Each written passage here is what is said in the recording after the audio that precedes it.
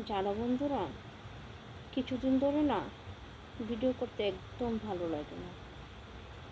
আরজিকর হসপিটালে মমিতা দেবনাথের সাথে যে ঘটনাটা ঘটলো তা দেখার পর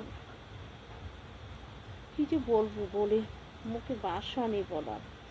একটা মানুষকে এমন করে মারতে পারে, মানুষ হয়ে মানুষকে কীভাবে এত কষ্ট দিয়ে মেরে ফেললো? তারা কি মানুষ? তারা কি কোনো মায়ের সন্তান? আমার মনে হয় না। তাদেরকে যদি জানোয়ারের সাথে তুলনা করে জানোয়ারদের অপমান করা হবে।